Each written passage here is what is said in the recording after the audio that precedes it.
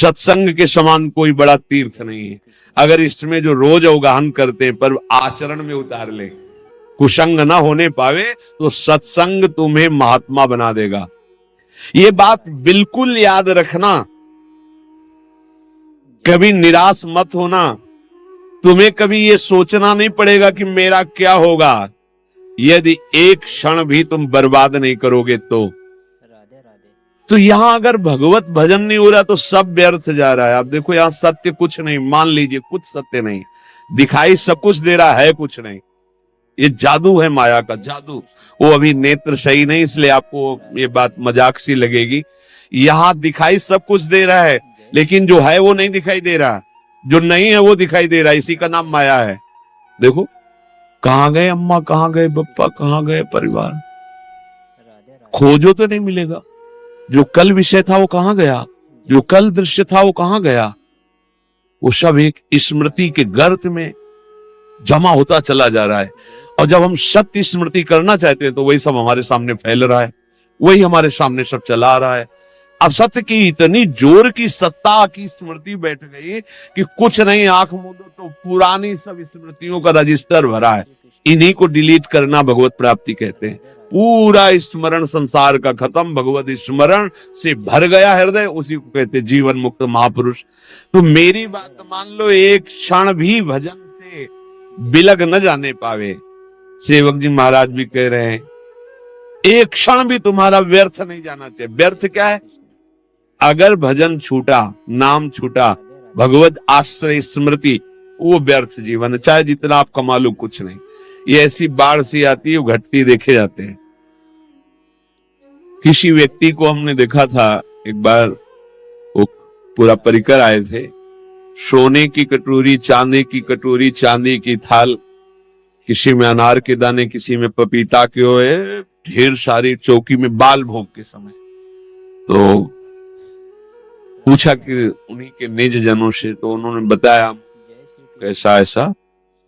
फिर कुछ समय बाद वो मिले तो उन्होंने बताया वो जो थे ना, वो इस समय अमुक जगह बंदी है। इतना वैभव, इतना सब।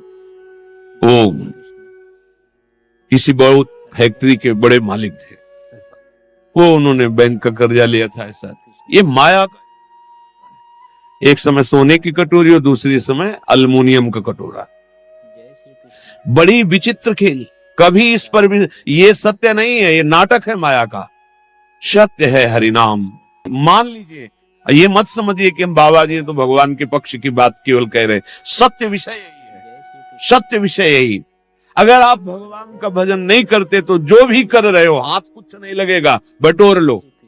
संतों ने उसको ऐसा बताया है कि जैसे अंधा आदमी एक दुकान में गया और कहा कि हमें कुछ सेवा बताओ, तो बोले अब हम क्या तुमको सेवा बताएं, क्योंकि आंख तो है नहीं। अगर कहीं साबुन उठा के दो, माचिस उठा के दो, तो तुम्हें पता ही नहीं, दिखाई नहीं दे रहा। ऐसा करो, तुम मूंज की रस्सी रख, तो बैठा दिया मूंज, और एक भैंस का पड़ा आके लग गया, तो मूंज चबाले, वो जैसे से सरकाता वो चबा जाता है। जब शाम हुई वैसे किया तो हाथ ही वाली मूंज थी और कुछ था ही नहीं। इसमें हाथ वाली भी मूंज नहीं रहेगी, क्योंकि हाथ ही नहीं रहेंगे, हाथ भी तुम्हारे साथ नहीं जाएंगे, यहीं छूट जाएंगे। ये पूरे संसार की जितनी क्रियाएं, जितनी वस्तुएं, अगर भजन नहीं हो रहा तो सब व्यर्थ। कैसे? जैसे पूर्व में भी हम कुछ रहे होंगे, इस जन्म में हमारे पास क्या है वो पूर्व का, ना वो संबंध है, ना संपत्ति है, ना पढ़ाई है, ना वो बल है, ना वो बुद्धि है। फिर नया नया नया, कब तक चलता रहेगा ये प्रपंच? इसलिए प्रभु ने इस बार तुम पर अहेतुकी कृपा करके ये संयोग प्रदान किया है। मैं आपसे फिर प्रार्थना करता हूं कि आप केवल प्रभु के आश्रय में रहना। देखो, कोई भी प्रकृति के द्वारा रची हुई वस्तु अपना स्वभाव नहीं छोड़ती। स्वभाव है अपना अपना, सबका स्वभाव, प्रकृति की हर वस्तु का एक स्वभाव है, और वो अपने स्वभाव का प्रभाव दिखा के ही रहती है। पारस का एक स्वभाव है कि छू जाए लोहा तो सोना बना देती है। अब वो पारस बहुत बड़े संयमी नियमी के घर का लोहा है, या बहुत बुरे आचरण करने वाले के घर का लोहा है, और अगर वो छू गई तो सोना बना देगी।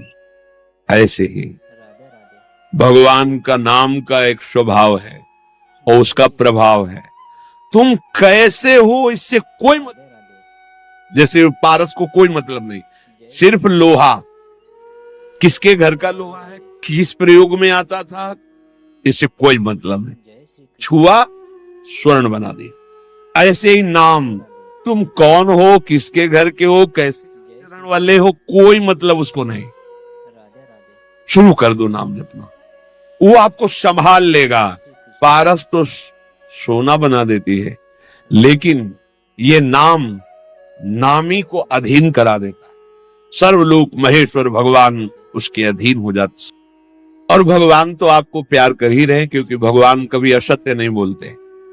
भगवान कहते हैं सुहृदम सर्वभूतानाम, मैं समस्त भूतों का सुहृद हूं। तो यदि हम भजन करके प्रभु को अपना जीवन समर्पित कर दे, तो हमारी जितनी मांगे हो सब अपने आप पूर्ण हो जाएंगी। आज का यह वीडियो आपको जरूर पसंद आया होगा। तो आज के लिए बस इतना ही। तो जल्द मिलते हैं महाराज जी की एक और वीडियो के साथ। राधे राधे।